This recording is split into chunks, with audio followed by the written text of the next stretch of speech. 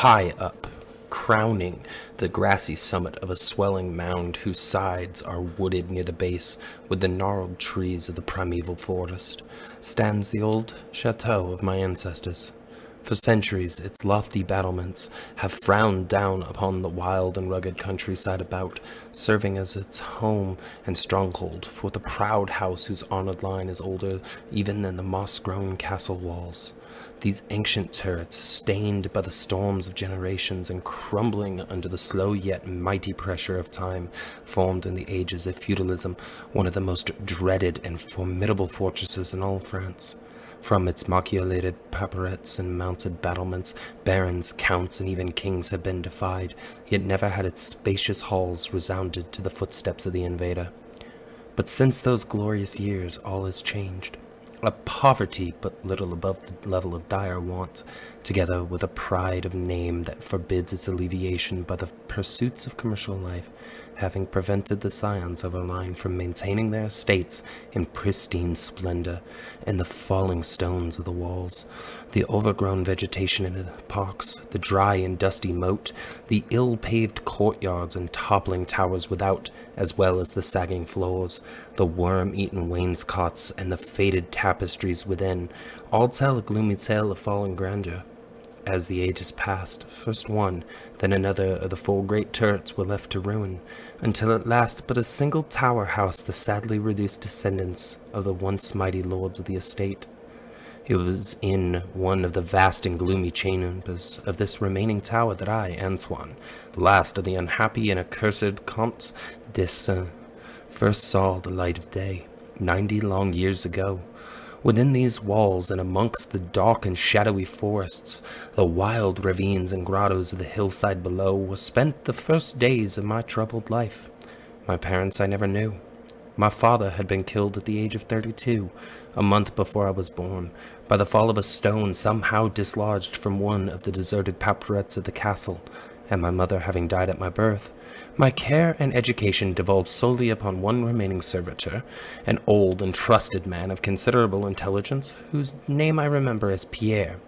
I was an only child, and the lack of companionship which this fact entailed upon me was augmented by the strange care exercised by my aged guardian in excluding me from the society of the peasant children whose abodes were scattered here and there upon the plains that surrounded the base of the hill.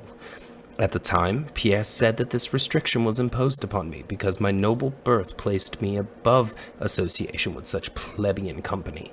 Now, I know that its real object was to keep from my ears the idle tales of the dreaded curse upon our line, that were nightly told and magnified by the simple tenantry as they conversed in hushed accents in the glow of their cottage hearths. Thus isolated, and thrown upon my own resources, I spent the hours of my childhood in poring over the ancient tomes that filled the shadow-haunted library of the chateau, and in roaming without aim or purpose through the perpetual dusk of the spectral wood that clothes the inside of the hill near its foot. It was perhaps an effect of such surroundings that my mind early acquired a shade of melancholy. These studies and pursuits which partake of the dark and occult in nature most strongly claimed my affection. Of my own race, I was permitted to learn singularly little, yet what small knowledge of it I was able to gain seemed to depress me much. Perhaps it was at first only the manifest reluctance of my old preceptor to discuss with me my paternal ancestry that gave rise to the terror which I ever felt at the mention of my great house. Yet as I grew out of childhood, I was able to piece together disconnected fragments of discourse let slip from the unwilling tongue which had begun to falter in approaching senility, that had a sort of relation to a certain circumstance which I had always deemed strange, but which now became dimly terrible. The circumstance to which I allude is the early age at which all the comtes of my line had met their end. Whilst I had hitherto considered this but a natural attribute of a family of short-lived men, I always pondered long upon these premature deaths, and began to connect them with the wanderings of the old man, who often spoke of a curse which for centuries had prevented the lives of the holders of my title from much exceeding the span of 32 years. Upon my 21st birthday, the aged Pierre gave to me a family document which he said had for many generations been handed down from father to son, and continued by each possessor. It Its contents were of the most startling nature, and its perusal confirmed the gravest of my apprehensions. At this time, my belief in the supernatural was firm and deep-seated, else I should have dismissed with scorn the incredible narrative unfolded before my eyes. The paper carried me back to the days of the 13th century, when the old castle in which I sat had been a feared and impregnable fortress. It told of a certain ancient man who had once dwelt on our estates, a person of no small accomplishments, though little above the rank of peasant, by name Michael, usually designated by the surname of Mavius, or the Evil, on account of his sinister reputation. He had studied beyond the custom of his kind, seeking such things as the Philosopher's Stone or the Elixir of Eternal Life, and was reputed wise in the terrible secrets of black magic and alchemy. Michael Mavius had one son named Charles, a youth as proficient as himself in the hidden arts, and who had therefore been called Le Sorcier, or the Wizard. This pair, shunned by all honest folk, were suspected of the most hideous practices. Old Michael was said to have burnt his wife alive as a sacrifice to the devil, and the unaccountable disappearances of many small peasant children were laid at the dreaded door of these two. Yet, through the dark natures of the father and the son, ran one redeeming ray of humanity. The evil old man loved his offspring with fierce intensity, whilst the youth had for his parent a more than filial affection. One night, the castle on the hill was thrown into the wildest confusion by the vanishment of young Godfrey, son to Henry the Comte. A searching party, headed by the frantic father, invaded the cottage of the sorcerers, and there came upon old Michael Mavius, busy over the huge and violently boiling cauldron. Without certain cause, in the ungoverned madness of fury and despair, the Comte laid hands on the aged wizard, and ere he released his murderous hold, his victim was no more. Meanwhile, joyful servants were proclaiming the finding of young Godfrey in a distant and unused chamber of the great edifice, telling too late that poor Michael had been killed in vain. As the Comte and his associates turned away from the lowly abode of the alchemists, the form of Charles Le Sorcier appeared through the trees. The excited chatter of the menials standing about told him what had occurred, yet he seemed at first unmoved by his father's fate. Then, slowly advancing to meet the Comte, he pronounced in dull yet terrible accents the curse that ever afterward haunted the house of Caen. May never a noble of thy murderous line survive to reach a greater age than thine, spake he, when suddenly leaping backwards into the black wood, he drew from his tunic a vial of colorless liquid, which he threw into the face of his father's slayer, as he disappeared behind the inky curtain of the night. The Comte died without utterance, and was buried the next day, but little more than 32 years from the hour of his birth. No trace of the assassin could be found, though relentless bands of peasants scoured the neighboring woods and the meadowland around the hill. This time, and the want of a reminder, dulled the memory of the curse in the minds of the light Comte's family, so that when Godfrey, innocent cause of the whole tragedy and now bearing the title, was killed by an arrow whilst hunting at the age of 32, there were no thoughts save those of grief at his demise. But when, years afterwards, the next young Comte, Robert by name, was found dead in a nearby field from no apparent cause, the peasants told in whispers that their seigneur had but lately passed his 32nd birthday, when surprised by early death. Louis, son to Robert, was found drowned in the moat at the same fateful age, and thus down through the centuries ran the ominous chronicle. Henry's, Robert's, Antoine's, and Armand's, snatched from happy and virtuous lives when little below the age of their unfortunate ancestor at his murder. That I had, at most, but 11 years of further existence was made certain to me by the words which I read. My life, previous held at small value, now became dearer to me each day, as I delved deeper and deeper into the mysteries of the hidden world of black magic. Isolated as I was, modern science had produced no impression upon me, and I labored as in the Middle Ages, as rapt as had been old Michael and young Charles, themselves in the acquisition of demonological and alchemical learning. Yet read as I might, in no manner could I account for the strange curse upon my line. In unusually rational moments, I would even go so far as to seek a natural explanation, attributing the early deaths of my ancestors to the sinister Charles Le Saucier and his heirs, yet having, upon careful inquiry, that there were no known descendants of the alchemist, I would fall back to occult studies, and once more endeavor to find a spell that would release my house from its terrible burden. Upon one thing I was absolutely resolved. I should never wed, for since no other branches of my family were in existence, I might thus end the curse with myself. As I drew near the age of 30, old Pierre was called to the land beyond. Alone, I buried him beneath the stones of the courtyard, about which he had loved to wander in life. Thus was I left to ponder on myself as the only human creature within the great fortress, and in my utter solitude my mind began to cease its vain protest against the impending doom, to become almost reconciled to the fate which so many of my ancestors had met. Much of my time was now occupied in the exploration of the ruined and abandoned halls and towers of the old chateau, which in youth fear had caused me to shun, and some of which, old Pierre had once told me, had not been trodden by human foot for over 4 centuries. Strange and awesomeness were many of the objects I encountered. Furniture covered by the dust of ages and crumbling with the rot of long dampness met my eyes. Cobwebs in a profusion never before seen by me were spun everywhere, and huge bats flapped their bony and uncanny wings on all sides of the otherwise untensionated gloom.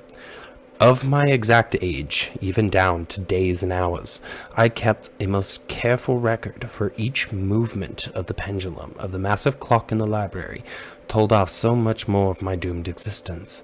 At length, I approached that time which I had so long viewed with apprehension. Since most of my ancestors had been seized some little while before they reached the exact age of Comte Henry at his end, I had every moment on the watch for the coming of the unknown death. In what strange form the curse would overtake me, I knew not, but I was resolved, at least, that it should not find me, a cowardly or a passive victim. With new vigor, I applied myself to the examination of the old chateau and its contents. It was one of the longest of all my excursion of discovery in the deserted portion of the castle, less than a week before that fatal hour, which I felt must mark the utmost limit of my stay on earth, beyond which I could have not even the slightest hope of continuing to draw breath, that I came upon the culminating event of my whole life. I had spent the better part of the morning in climbing up and down half-ruined staircases in one of the most dilapidated of the ancient turrets. As the afternoon progressed, I sought the lower levels, descending into what appeared to be either a medieval place of confinement or a more recently excavated storehouse for gunpowder. As I slowly traversed the nitre-encrusted passageway at the foot of the last staircase, the paving became very damp, and soon I saw by the light of my flickering torch that a blank, water-stained wall impeded my journey. Turning to retrace my steps, my eye fell upon a small trap-door with a ring, which lay directly beneath my feet. Pausing, I succeeded with difficulty in raising it, whereupon there was revealed a black aperture, exhaling noxious fumes which caused my torch to sputter, and disclosing in the unsteady glare the top of a flight of stone steps. As soon as the torch, which I lowered into the repellent depths, burned freely and steadily, I commenced my descent. The steps were many, and led to a narrow stone-flagged passage, which I knew must be far underground. The passage proved of great length, and terminated in a massive oaken door, dripping with the moisture of the palace, and stoutly resisting all of my attempts to open it. Ceasing after a time my efforts in this direction, I had proceeded back some distance towards the steps, when there suddenly fell to my experience one of the most profound and maddening shocks capable of reception by the human mind. Without warning, I heard the heavy door behind me creak slowly open upon its rusted hinges. My immediate sensations are incapable of analysis. To be confronted in a place as thoroughly deserted as I had deemed the old castle, with evidence of the presence of man or spirit, produced in my brain a horror of the most acute description. When at last I turned and faced the seat of the sound, my eyes must have started from their orbits at the sight that they beheld. There, in the ancient Gothic doorway, stood a human figure. It was that of a man clad in a skullcap and long medieval tunic of dark color. His long hair and flowing beard were of a terrible, intense black hue and of incredible profusion. His forehead high beyond the usual dimensions, his cheeks deep sunken and heavily lined with wrinkles, and his hands, long, claw-like and gnarled, were of such a deathly, marble-like whiteness as I have never elsewhere seen in man. His figure, lean to the proportions of a skeleton, was strangely bent and almost lost within the voluminous folds of his peculiar garment. But strangest of all were his eyes, twin caves of abyssal blackness, profound in expression of understanding, yet inhuman in degree of wickedness. These were now fixed upon me, piercing my soul with their hatred and rooting me to the spot whereupon I stood.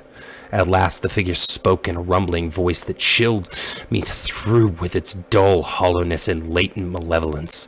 The language in which the discourse was clothed with that debased form of Latin in use amongst the more learned men of the Middle Ages, and made familiar to me by my prolonged researches into the works of old alchemists and demonologists.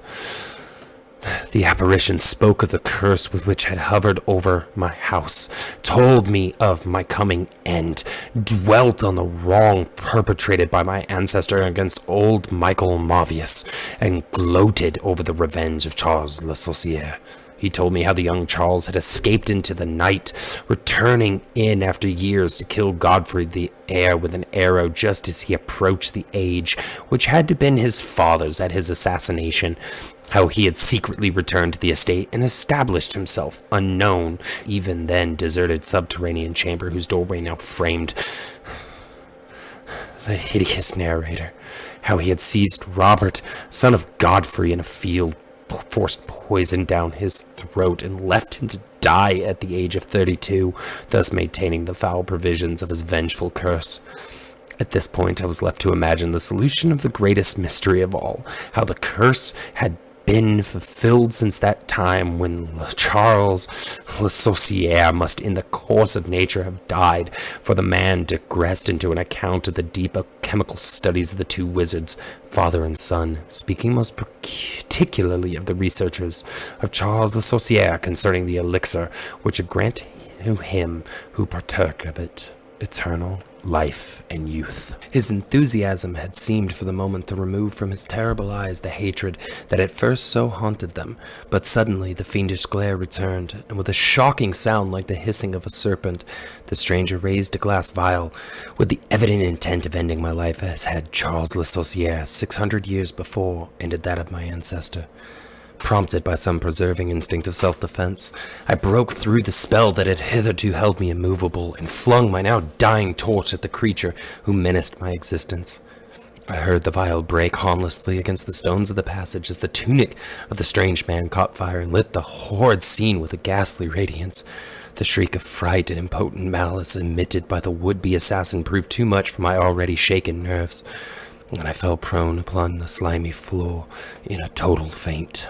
When at last my senses returned, all was frightfully dark, and my mind, remembering what had occurred, shrank from the idea of beholding more, yet curiosity overmastered all. Who, I asked myself, was this man of evil, and how came he within the castle walls? Why should he seek to avenge the death of poor Michael Mavius, and how had the curse been carried on through all the long centuries since the time of Charles Le Saucier? The dread of years was lifted from my shoulders, for I knew that he whom I had felled was the source of all my danger from the curse, and now that I was free, I burned with the desire to learn more of the sinister thing which had haunted my line for centuries, and made of my own youth one long continued nightmare. Determined upon further exploration, I felt in my pockets for flint and steel, and lit the unused torch which I had with me. First of all, the new light revealed the distorted and blackened form of the mysterious stranger. The hideous eyes were now closed. Disliking the sight, I turned away and entered the chamber beyond the Gothic door. Here I found what seemed much like an alchemist's laboratory. In one corner was an immense pile of shining yellow metal that sparkled gorgeously in the light of the torch. It may have been gold, but I did not pause to examine it, for I was strangely affected by that which I had undergone. At the farther end of the apartment was an opening leading out into one of the many wild ravines of the dark hillside forest. Filled with wonder, yet now realizing how the man had obtained access to the chateau, I proceeded to return. I had intended to pass by the remains of the stranger with averted face, but as I approached the body, I seemed to hear emanating from it a faint sound, as though life were not yet wholly extinct. Aghast, I turned to examine the charred and shriveled figure on the floor. Then, all at once, the horrible eyes, blacker even than the seared face in which they were set, opened wide with an expression which I was unable to interpret. The cracked lips tried to frame words which I could not well understand. Once I caught the name of Charles Le Sorcier, and again I fancied that the words years and curse issued from the twisted mouth. Still, I was at a loss to gather the purport of his disconnected speech. At my evident ignorance of his meaning, the pitchy eyes once more flashed malevolently at me, until, helpless as I saw my opponent to be, I trembled as I watched him. Suddenly the wretch, animated with his last burst of strength, raised his hideous head from the damp and sunken pavement. Then, as I remained paralyzed with fear, he found his voice, and in dying breath screamed forth those words which have afterwards ever haunted my days and my nights. "Fool!" he shrieked. "Can you not guess my secret? Have you no brain whereby you may recognize the will which has through 6 long centuries fulfilled the dreadful curse upon your house?"